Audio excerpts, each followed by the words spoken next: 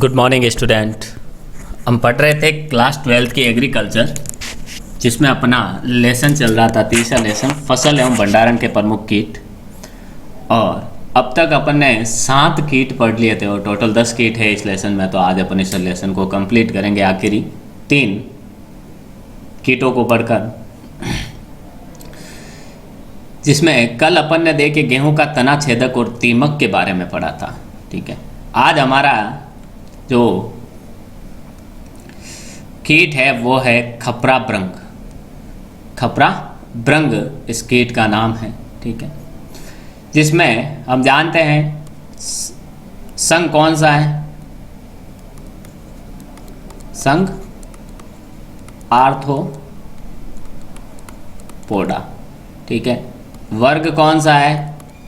Insecta. Insecta वर्ग है। ठीक है, और गण कौन सा है? कोलियोप्टेरा।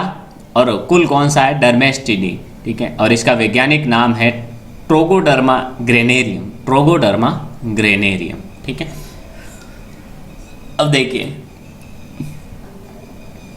इस कीट का जो उत्पत्ति स्थल या आदि स्थल जो भारत ही है, परंतु यह संसार के उन सभी देशों में प्रचुरता में मिलता है जहाँ तापक्रम 32 से 44 डिग्री सेंटीग्रेड रहता है। इसका जो उत्पत्ति स्थल यानी इस खपरा भृंग का उत्पत्ति स्थल कहाँ है? भारत में ही है, लेकिन ये उन सभी देशों में मिलता है जहाँ का तापमान कितना रहता है? 32 डिग्री से 44 डिग्री के बीच रहता है। 32 से 44 तक का डिग्री का सेल्सियस का तापमान जिस किसी भी देश में रहता है वहाँ ये कीट मिलता है। यह भारत, अफ्रीका, म्यांमार, पाकिस्तान, चीन आदि देशों में प्रमुखता से मिलता है। ठीक है, भारत, अफ्रीका, म्यांमार, पाकिस्तान, चीन आदि में मिलता है। भारत में यह लगभग सभी प्रदेशों में पाया जाता है। भारत में यह सब जगह पाया जाता है। ठीक है, लक्षण क्या है इस कीट के, कैसे पहचान सकते हैं अपन? इस कीट की जो पूर्ण विकसित भृंगक या ग्रब कत्थई रंग की होती है। कैसे रंग की होती है? कत्थई रंग की, तथा लंबे कड़े बालों से युक्त होता है। ये लंबे और कड़े बालों से यानी कठोर बालों से युक्त होता है और लगभग 4 मिलीमीटर लंबा होता है। 4 मिलीमीटर लंबा होता है। प्रौढ़ भृंग, जो प्रौढ़ भृंग होता है पूरा वयस्क होने के बाद प्रौढ़ भृंग छोटा होता है, गहरे कत्थई रंग का होता है और 2 से 3 मिलीमीटर लंबा होता है। नर भृंग आकार में छोटा होता है और मादा के आकार का लगभग आधा होता है। यानी नर भृंग छोटा होता है आधा, मादा के आकार का आधा ही होता है और अधिक गहरे रंग का होता है। ठीक है, अगर मादा 4 मिलीमीटर की है तो नर 2 मिलीमीटर का ही होगा लगभग। ठीक है, क्षति नुकसान कौन से पौधों को क्षति पहुंचाता है? ठीक है, कैसे पहुंचाता है ये नुकसान? गेहूं, जौ, बाजरा, जवार, मक्का, धान, चना, पोस्त, दालें, पिस्ता एवं अन्य सूखे फल आदि को यह कीट क्षति पहुंचाता है। ठीक है, ये कीट क्या करता है? गेहूं, जौ, बाजरा, जवार, मक्का, धान, चना, पोस्त, दालें, पिस्ता और अन्य जो सूखे मेवे फल होते हैं उनको ये नुकसान पहुंचाता है। ठीक है, आगे देखिए, क्षति केवल भृंगक द्वारा होती है, प्रौढ़ नहीं क्षति पहुंचाती। इसके जो भृंगक होते हैं, ठीक है, लार्वा अवस्था, ठीक है, जो क्या बोलते हैं अपन, हाँ, लार्वा अवस्था, वो क्षति पहुंचाती है। इसके द्वारा सर्वाधिक क्षति कब होती है? जुलाई से अक्टूबर माह के बीच, यानी गर्मियों में ज़्यादा होती है। ठीक है, जब मौसम गर्म व नम रहता है, जब जुलाई से अक्टूबर माह में क्या रहता है? मौसम नरम रहता है और बारिश के कारण थोड़ी नमी भी रहती है। ठीक है, गिडार दोनों में भ्रूण अथवा अन्य किसी जो कमजोर भाग को काट कर प्रवेश कर जाता है। गिडार जो होता है, जो दाने होते हैं इनके, गेहूं, जौ, बाजरा, जवार, मक्का के, ठीक है, इनके अथवा अन्य किसी कमजोर भाग को काट कर प्रवेश कर जाता है। दानों का कोई कमजोर भाग देखता है या फिर अन्य कोई भी भाग हो पौधे का, उसका कमजोर भाग देख के क्या करता है? उसमें प्रवेश कर जाता है तथा भ्रूण वाला पूरा भाग खा जाता है। भ्रूण का जो पूरा भाग होता है उसको खा जाता है। बीज के ऊपर का जो कवर होता है, ठीक है, उन दानों के ऊपर का जो कवर होता है उसमें से कोमल भाग देखता है, ठीक है, मुलायम भाग देखता है, कमजोर भाग, और उसके अंदर से वहाँ से अंदर चला जाता है और अंदर ही अंदर पूरे भ्रूण को खा लेता है। ठीक है, भ्रूण वाला पूरा भाग खा जाने से बीज के उगने की क्षमता ही नष्ट हो जाती है। अंदर भ्रूण ही नहीं रहता है तो फिर उगेगा क्या? ठीक है, तथा इसकी पौष्टिकता में भी कमी आ जाती। फिर ऊपर का कवर रह गया कचरा कचरा, फिर बोले उसकी पौष्टिकता फिर क्या रह गई, जो भ्रूण में था वही सब पौष्टिक पदार्थ हो। इसका आक्रमण अनाज की लगभग 50 सेंटीमीटर ऊपरी सतह तक ही सीमित रहता है। इसका आक्रमण अनाज में जब होता है जो बाजरा में, तो 50 सेंटीमीटर ऊपर तक, यानी ज़मीन और ज़मीन से 50 सेंटीमीटर तक के, हाँ भाई यहाँ तक पूरी फसल यहाँ तक है और यहाँ तक इसका 50 सेंटीमीटर है, तो ये यहाँ से यहाँ तक का ही सिर्फ नुकसान करेगा, खाएगा, ऊपर वाली चीज़ों को नहीं खाता। ठीक है, आगे देखिए जीवन चक्र क्या है इसका। तो देखिए निर्गमन के 2-3 बाद मादा मैथुन क्रिया करती है, जमीन के अंदर से बाहर आने के बाद, ठीक है, 2-3 दिन बाद तो क्या करती है, मादा मैथुन क्रिया करती हैं तथा इसके 1 से 3 दिन बाद अंडे देना प्रारंभ कर देती, 1 से 3 दिन बाद अंडे देना शुरू कर देती हैं। अंडे दानों के ऊपर अलग अलग अथवा 2 से 5 के झुंड में दिए जाते हैं। जो अंडे होते हैं वो दानों के ऊपर, यानी जो मादा होती है वो दानों पर जाकर क्या करती हैं, अंडे देती है, या 2 से 5 के झुंड में दिए जाते हैं, यानी या तो एक अंडा एक अनाज पे देगा, या फिर 2 से 5, यानी एक दाने पर 2 से 5 अंडे देगी। एक मादा अपने जीवन काल में दे के 120 से 150 अंडे देती हैं। अंडों का जो उष्मायन काल गर्मी में तो 3 से 5 दिन होता है और सर्दियों में 6 से 10 दिन होता है। अंडों का जो पकाने का काल होता है, ठीक है, वो 3 से 5 दिन होता है और सर्दियों में 6 से 10 दिन होता है। नर डिंबक जो होता है 20 से 30 दिन तथा मादा डिंबक 20 से 40 दिन में विकसित होती है। नर डिंबक होता है जो अंडे से निकलता है, जो नर होता है वो तो 20 से 30 दिन में क्या करता है, मैथुन क्रिया के लिए तैयार हो जाता है, जबकि मादा होती है वो 20 से 40 दिन लगते हैं उसको। दोनों के बीच गर्भ के अंतिम निर्मोक में कोशित बनता है। ठीक है, इनके गर्भ का जो अंतिम निर्भक होता है, यानी जो अर्भक यहाँ पर दे रखा है, ठीक है, वो उसके अंतिम निर्मोक में कोशित बनता है। कोशित काल देखिए 4 से 6 दिन का होता है और इसकी 1 वर्ष में 4 से 5 पीढ़ियाँ आती हैं। यानी ये कोशित काल का मतलब जो इसके उपज कोषावरण, जमीन के अंदर जाकर ये कोषावृत होते हैं। ठीक है, और ये 1 साल में 4 से 5 पीढ़ियाँ तक आती है इनकी। ठीक है, ये अंडे से ऐसे लट निकलती है, लट से ये कोशित अवस्था बनती है और बाद में ये प्रौढ़ में विकसित हो जाता है। ठीक है, आगे देखिए इसका प्रबंधन क्या है। सामान्य प्रबंधन देखिए, गोदामों की अच्छी सफाई व स्वच्छ वायु के आवागमन पर पूरा ध्यान दिया जाना चाहिए। ठीक है, अच्छी तो सफाई रखनी चाहिए गोदाम के अंदर, जहाँ भी अपन अनाज को रख रहे हैं वहाँ अच्छी सफाई रखनी चाहिए और स्वच्छ वायु जो आवागमन का पूरा ध्यान रखना चाहिए, यानी वायु इसमें हवा आती जाती रहे, आर पार होती रहे।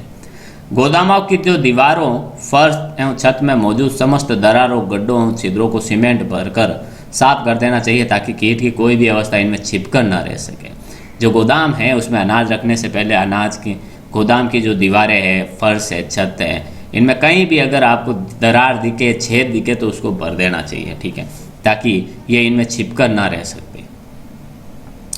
अनाज को खलियानों से लाकर अच्छी तरह साफ कर तेज धूप में सुखा लेना चाहिए, क्योंकि इनको नम और गर्म और नम यानी आर्द्र भूमि, आर्द्र जो चीज़ें होती है वो खाते हैं ये। ठीक है, आर्द्र जिनमें थोड़ी नमी होती है वो उसको खाते हैं। तो इसलिए खलियानों को जब भी अपन क्या करते हैं, खेतों से लाते हैं अनाज को, खलियानों से लाते हैं तो अच्छी तरह से धूप में सुखा देना चाहिए ताकि सारी नमी चली जाए, ताकि उसमें नमी की मात्रा देखिए 8 से 10% ज़्यादा नहीं रह सके। ठीक है, नमी की इस प्रतिशत मात्रा पर कीट का प्रकोप कम होता है, क्योंकि उन्हें इससे ज़्यादा मात्रा में नमी चाहिए। ठीक है, और इनकी आवश्यक मात्रा से कम नमी होगी तो फिर कीट इन पर कम आकर्षित होगा। हालांकि ये कीट 2.5% नमी की मात्रा में भी नुकसान पहुंचा सकता है।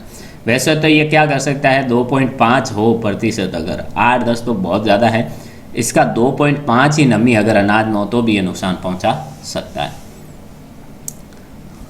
अनाज से भी बोरियों को लकड़ी के पाटों पर तथा दीवारों से 50 सेंटीमीटर की दूरी छोड़कर रखा जाना चाहिए। अनाज को भी क्या करना चाहिए, अब अनाज को जो बोरियां हैं उनको लकड़ी के पाटों पर रखना चाहिए, ज़मीन के ऊपर लकड़ी के पाट रख के उनके ऊपर रखना चाहिए।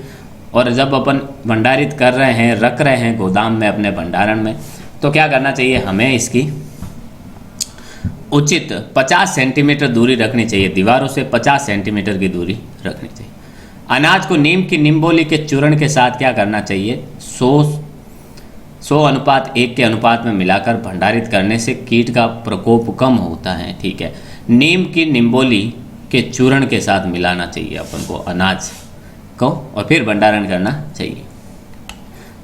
रासायनिक कौन सी दवाइयाँ अपन इसमें काम में ले सकते हैं, तो उपयुक्त सावधानियां रखने के पश्चात, ऊपर जो सावधानियां अपन ने पढ़ी हैं वो सब, इसके अलावा हम क्या कर सकते हैं, भंडारणों में मौजूद कीटों के नुकसान को EDCT मिश्रण यानी एथिलीन डाइब्रोमाइड कार्बन टेट्राक्लोराइड का जो मिश्रण होता है, ठीक है, उसका 30 से 40 किलोग्राम प्रति 100 घन मीटर के हिसाब से, या मिथाइल ब्रोमाइड EDCT का मिश्रण, इसका पूरा नाम पूछा जा सकता है तो ये ध्यान रखना, एथिलीन डाइब्रोमाइड कार्बन टेट्राक्लोराइड। ठीक है, या ऐसे सवाल पूछा जा सकता है कि EDCT का नियंत्रण किस रोग के नियंत्रण के लिए या किस कीट के नियंत्रण के लिए उपयोग में लिया जाता है, तो ये मिथाइल ब्रोमाइड 3.5 किलोग्राम प्रति 100 घन मीटर या एथिलीन डाइब्रोमाइड EDB 3 मिलीमीटर प्रति क्विंटल अनाज की दर से प्रयोग कर रोका जा सकता है। इनका इस्तेमाल पीसे खाद्यान्नों पर नहीं किया जाना चाहिए, इनका इस्तेमाल हमें पीसे हुए खाद्यान्नों पर नहीं करना चाहिए। दो दवाइयाँ है ना, वो अनाज भंडारण के समय तब करना चाहिए। पीसा हुआ खाद्यान्न है कि भाई अनाज हमने पिसा लिया और उसमें ये डाल देना, ऐसा नहीं करना। इसके अतिरिक्त भंडारण में जो दाल ब्रिंग, चावल की धुन, लाल सुरही, लाल सुरसाली इत्यादि कीट मुख्यतः नुकसान पहुंचाते हैं। इसके अलावा भी भंडारण में जो दाल ब्रिंगन, ये जो कीट हैं वो भी बहुत नुकसान पहुंचाते हैं। ये भंडारण के समय नुकसान पहुंचाने वाला कीट है। ठीक है, बेर की फल मक्खी। अब बेर की फल मक्खी एक कीट है जो बेर को नुकसान पहुंचाती है। वही चीज़ संघ कौन सा इसका, आर्थ्रोपोडा। वर्ग कौन सा है, इंसेक्टा। ठीक है, गण कौन सा है, डिप्टेरा। कुल कौन सा है, टेफ्राइटिडी। ठीक है, वैज्ञानिक नाम कार्पोम या वेसुवियाना। ये कीट भारत, पाकिस्तान, टर्की, चीन इत्यादि क्षेत्रों में पाया जाता है, इन क्षेत्रों में पाया जाता है। इस कीट की प्रौढ़ मक्खी भूरे पीले रंग की होती है और इसके वक्ष पर भूरे रंग की अनुदैर्ध्य पट्टियाँ होती हैं।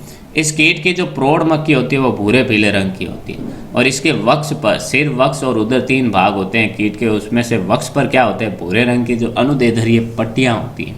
ठीक है, पंखों पर धूसर भूरे रंग के धब्बे पाए जाते हैं। इनके पंखों पर धब्बे पाए जाते हैं धूसर भूरे रंग के। ठीक है, फिर सती एवं महत्व क्या है, कैसे ये नुकसान पहुंचाते हैं। ये एकल भक्षी कीट हैं जो बेर की जिजीफस मोर्सियाना व जिजीफस जुजुबा प्रजातियों को बहुत नुकसान पहुंचाता है। बेर की भी 2 प्रजातियां हैं, जिजीफस मोर्सियाना और जिजीफस जुजुबा को बहुत ही ज़्यादा नुकसान पहुंचाता है। कीट की केवल मैगट ही नुकसान पहुंचाती हैं। यह लट मटमेली सफ़ेद रंग की होती है। इसकी जो मैगेट अवस्था है, यानी ये भी एक लट की अवस्था है। ठीक है, तो वो ज़्यादा नुकसान पहुंचाती है। और ये लट कैसी होती है, मटमेली सफ़ेद रंग की होती हैं। कीट से प्रकोपित फल काणे हो जाते हैं। देखिए, कीट से जो प्रकोपित फल होते हैं वो काणे हो जाते हैं, बीज जो काणे हो जाते हैं। ठीक है, बेर, अपन बोर बेर जो खाते हैं वो अपन कहते हैं नहीं, बेर तो काणा है। वो काणा किस कारण हो जाता है, इस मटमेली लट के कारण, जिसका नाम है मैगट। जो बेर का, जिसका कीट का नाम क्या है, बेर की फल मक्खी। काणे हो जाते हैं जो खाने लायक नहीं रहते। फिर काणे भी जब बोर अपन जब खाते हैं बेर, तो वो अपन क्या खाते हैं, उसको अपन फेंक देते हैं, वो खाने लायक नहीं रहते हैं। ऐसे फल जल्दी पक जाते हैं, वह गिरकर नष्ट हो जाते हैं। ऐसे फल जिनमें ये कीट लगता है वो जल्दी पक जाते हैं और पकने के बाद जल्दी नष्ट हो जाते हैं। ठीक है, इस कीट के प्रकोप से 30 से 100% तक नुकसान होता है। ठीक है, नुकसान तो होता ही है। वो अब नुकसान कैसा हो सकता है, ठीक है, 30 से या फसल का 30% या पूरा का पूरा 100%, पूरी की पूरी फसल ही नष्ट हो सकती है। जीवन चक्र क्या है, ये कीट क्या करता है, सर्दियों में सक्रिय होता है। ठीक है, सर्दियों के समय ये कीट सक्रिय होता है। अप्रैल से अगस्त में भूमि में कोष अवस्था में शीत निष्क्रियता में रहता है। कीट सर्दियों में सक्रिय होता है, एक्टिव होता है और बाद में क्या करता है, शीत निष्क्रियता में चला जाता है। जो प्रौढ़ मक्खी होती है बेर में फूल व फल निकलने के दौरान कोष अवस्था से बाहर निकलती हैं। बोर के अंदर, बेर के अंदर जब फूल और फल लगने लग जाते हैं बोर बेर के पौधे पर, तब ये अपनी कोष अवस्था से शीत निष्क्रियता से बाहर आती है। इसकी जो प्रौढ़ मक्खी तेजी से उड़ने में सक्षम होती है, परंतु मादा मक्खियों को अविकसित फलों पर अंडे देने के समय आसानी से पकड़ा जा सकता है। ठीक है, इसकी जो प्रौढ़ मक्खियाँ होती हैं वो तेजी से उड़ती हैं, लेकिन जो मादा मक्खियों को क्या करते हैं, अविकसित फलों पर अंडे देने के समय अपन आसानी से पकड़ सकते हैं, क्योंकि वो अंडे दे रही है तो उड़ती नहीं है ज़्यादा। मादा फल मक्खी की त्वचा में 1.0 मिलीमीटर अंदर छेद करके 1 या 2 तंतुनुमा आकार के अंडे देती हैं। फल की त्वचा के अंदर क्या करती है, 1.0 मिलीमीटर अंदर तक छेद करके क्या करती है, 1 या 2 अंडे देती हैं। ठीक है, उस स्थान के आसपास फल में कोई वृद्धि नहीं होती है। जहाँ पर ये देते हैं उस स्थान के आसपास फल में कोई वृद्धि ही नहीं होती है। ठीक है, एवं फलों का आकार ही विकृत हो जाता है। आकार भी जो गोलाकार होना चाहिए, थोड़ा सा अंडाकार, वो भी नहीं होता है। अंडे से 2-3 दिन में मैगट बाहर निकलकर गुद्दे को खाती हैं। इनके अंडा दे दिया अंदर, और अंडे से मैगट यानी जो लार्वा अवस्था, लट अवस्था होती है, वो बाहर निकलकर क्या करती है, अंडे की फल की जो गुद्दा होता है उसको खाती है, जिससे फल गुठली के पास से सड़ जाता है। देखिए यहाँ पे नीचे दिखाई दे रहा होगा, ये यहाँ पर इसको तोड़ के बताया गया। देखिए फल जो होता है पूरा अंदर से गुठली के पास से सड़ जाता है। ठीक है, एक फल में 18 मैगेट तक पाए जाते हैं। एक फल के अंदर 18 मैगेट तक लटें पाई जाती हैं। और मैगेट क्या होते हैं, 7 से 10 दिनों में पूर्ण विकसित होकर त्वचा से बाहर आ जाते हैं। इनकी त्वचा से बाहर आ जाते हैं, 7 से 10 दिन में पूरे विकसित हो जाते हैं। ठीक है, एवं भूमि में 6 से 15 सेंटीमीटर की गहराई में जाकर उचित स्थान पर कोष में परिवर्तित हो जाते हैं। ये खा लिया, 7-8 दिन इनके अंदर रहे, इसके पूरे गुद्दे को खा लिया फल को, फिर क्या बाहर आके वहाँ से ज़मीन के अंदर चला जाता है और कोष अवस्था में चले जाते हैं। ठीक है, कोष अवस्था में 14 से 30 दिनों तक रहते हैं। ठीक है, और इस कीट का सबसे छोटा जीवन चक्र 24 दिन का है, और एक साल में ये 2 से 3 पीढ़ियाँ पाई जाती है इसकी। ठीक है, 2 से 3 पीढ़ियाँ पाई जाती है, और एक सबसे छोटा किसी कीट का, इस कीट का सबसे छोटा जीवन चक्र 24 दिन का है। बाकी ये कई दिनों तक जीवित रह सकता है, लेकिन कम से कम ये 24 दिन तक तो जीवित रहेगा ही। अब फल मक्खी का जीवन चक्र क्या है, प्रबंधन कैसे करते हैं।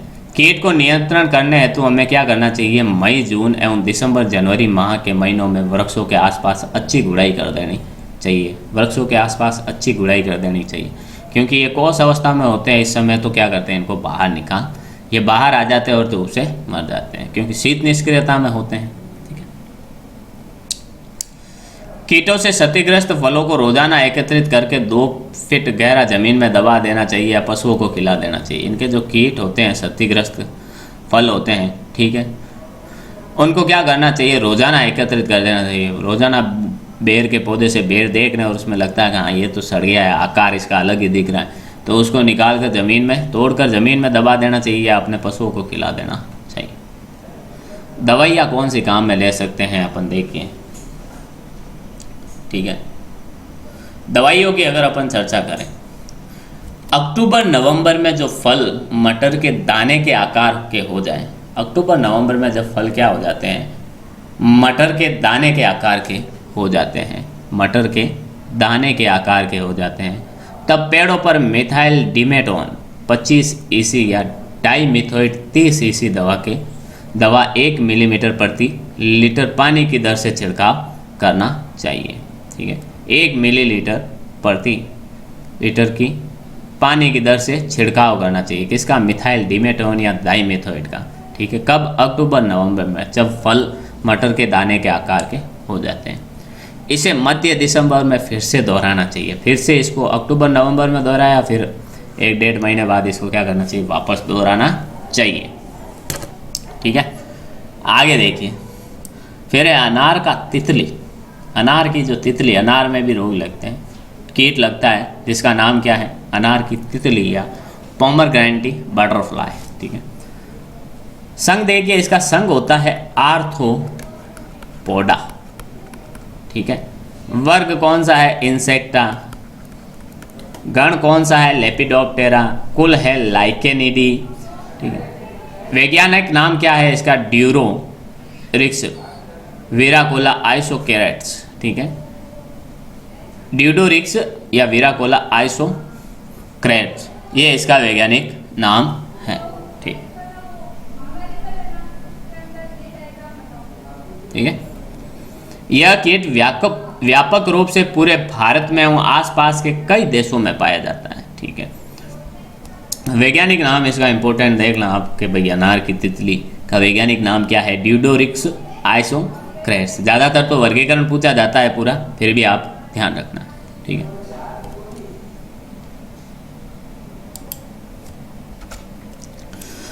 यह कीट व्यापक रूप से पूरे भारत में एवं आसपास के कई देशों में पाया जाता है। व्यापक रूप से पाया जाता है और भारत में और आसपास के कई देशों में ये पाया जाता है।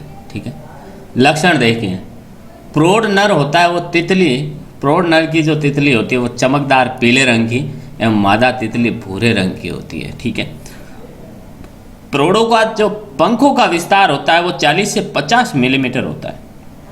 इसके प्रौढ़ों का जो पंखों का विस्तार होता है, पंख होते हैं वो 40 से 50 मिलीमीटर होते हैं, लंबे होते हैं।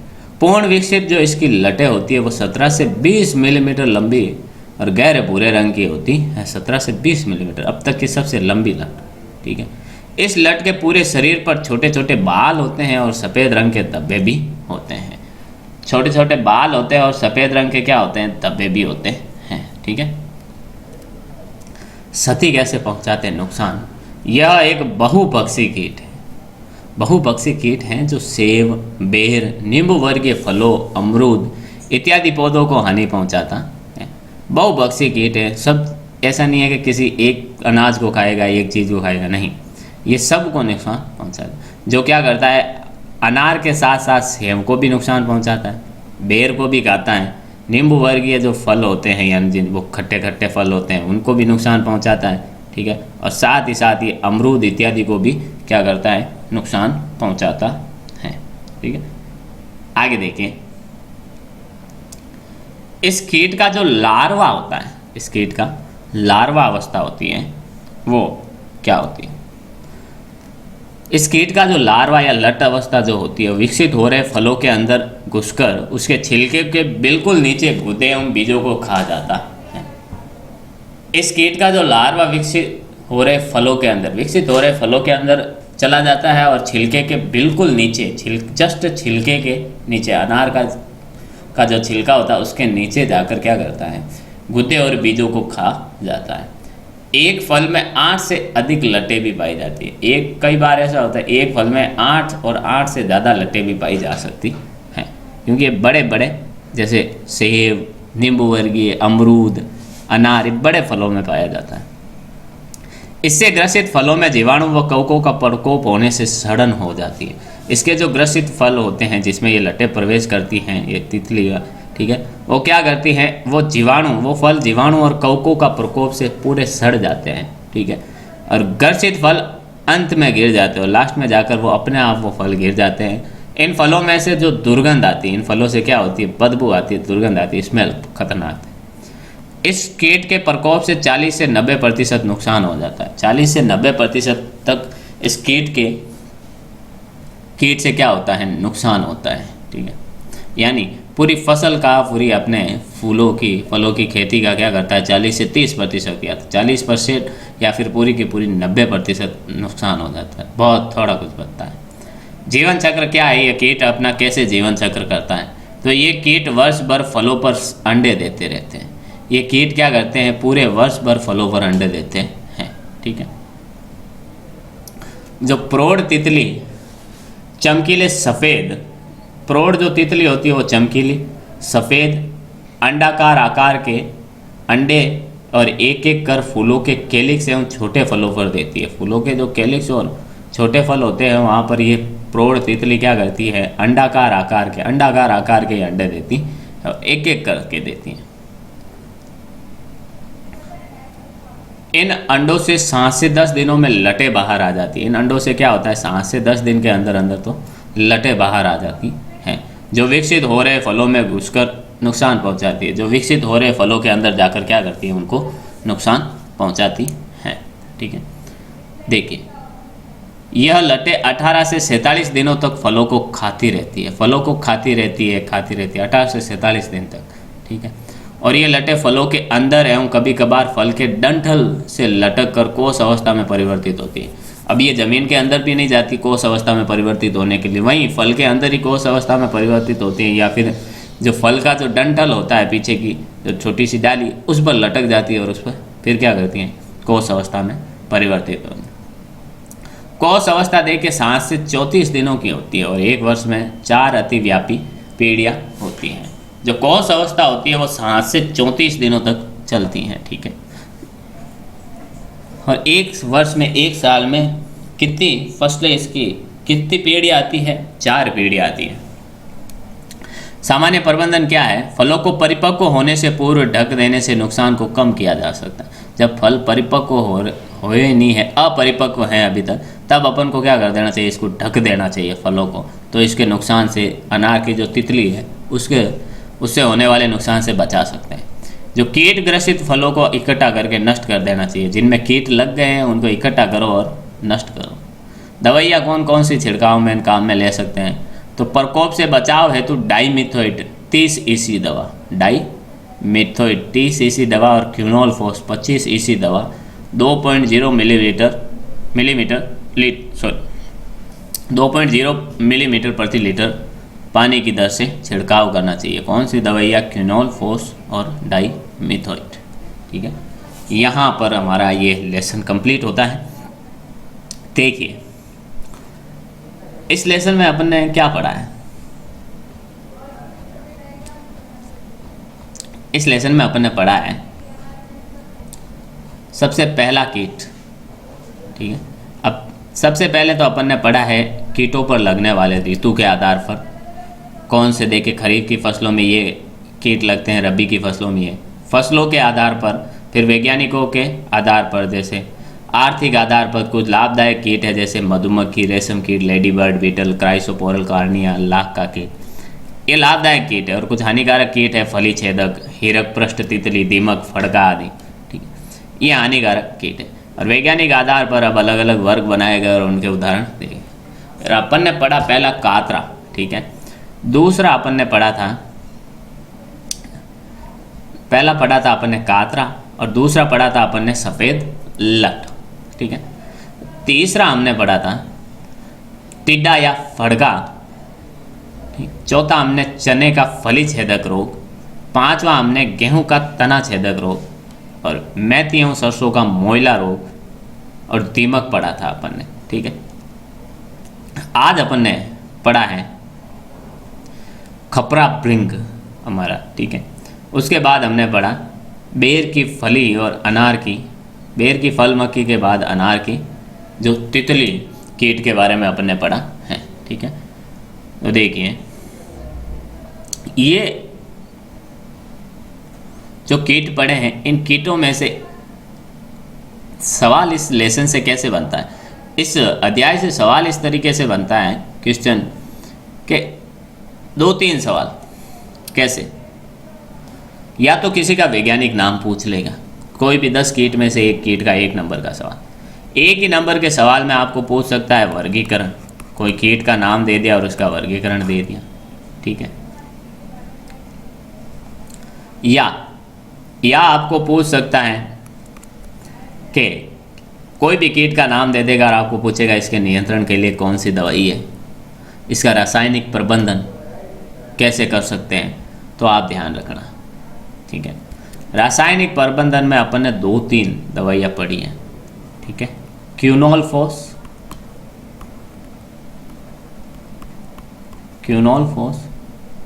डाइमिथोएट,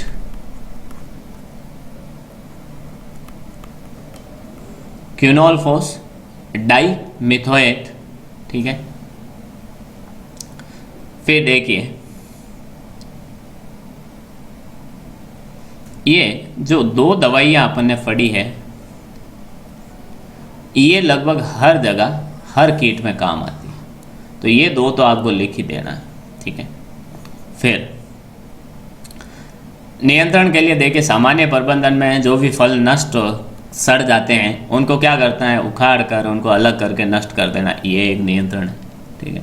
और ये नियंत्रण भी पूछे जा सकते हैं कोई भी कीट का, ठीक है। और आपको किसी भी कीट का जीवन चक्र पूछा जा सकता है। क्या?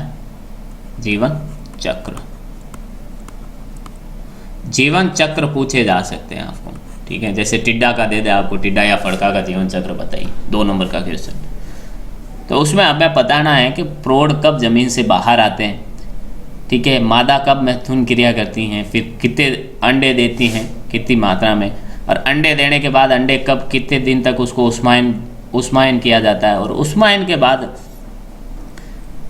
उनके अंदर से अंडों से कब निकलता है, ठीक है।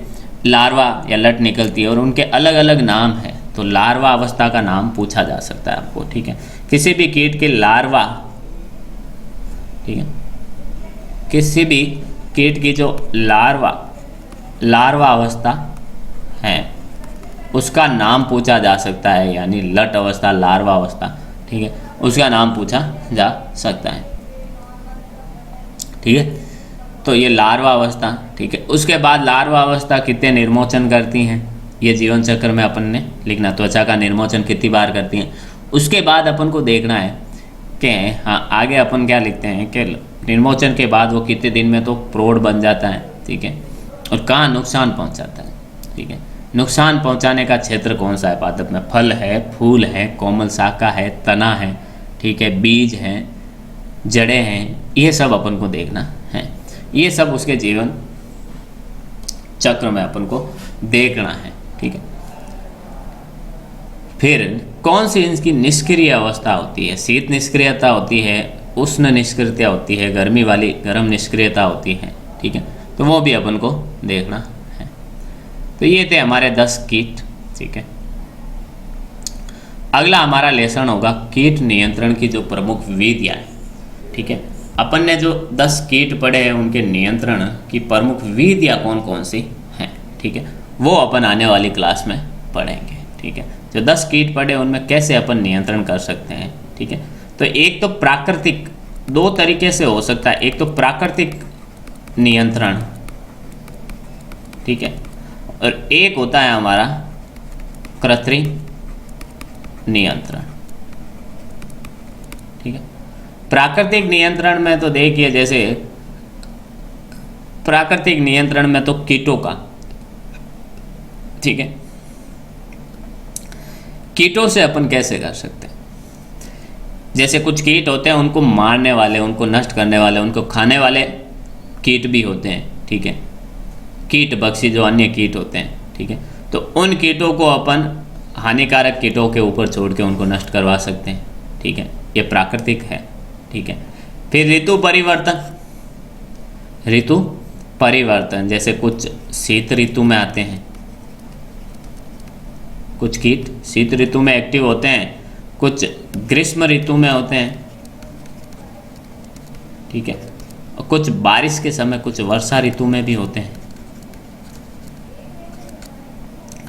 तो जब शीत ऋतु में वो जिन फसलों पर लगते हैं उन फसलों को अपन क्या करते हैं, पहले बो देते हैं, ठीक है। ये ऋतु परिवर्तन या भौतिक अवस्था में जैसे कुछ निष्क्रियता में पाए जाते हैं, शीत ऋतु में निष्क्रियता में चले जाते हैं, तो क्या करते हैं, उनको ज़मीन में गहरी गुड़ाई करके उन कीटों को बाहर निकाल देते हैं, जिससे वो सर्दी से, कुछ ग्रीष्म निष्क्रियता में होते हैं तो उनको क्या करते हैं, ज़मीन से गुड़ाई करके, निराई गुड़ाई करके बाहर निकाल देते हैं, जिससे वो नष्ट हो जाते हैं, ठीक है। तो इस प्रकार से कई सारी ये प्राकृतिक और कृत्रिम रूप से तो अपन जो दवाइयाँ, अलग अलग टेक्निक हैं, मशीनें काम के लेके कैसे अपन उनको क्या कर सकते हैं, उनको अपन नष्ट कर सकते हैं, नियंत्रण कर सकते हैं, ठीक है। तो देखिए ये अध्याय अपन कीटों का नियंत्रण एवं प्रमुख विधि या different methods of insect pest control, ठीक है, ये आने वाली क्लास में पढ़ेंगे। उम्मीद करता हूँ जो भी अपन ने पढ़ा वो आपको समझ में आया होगा। मिलते हैं अगली क्लास में, तब तक के लिए all the best, thank you.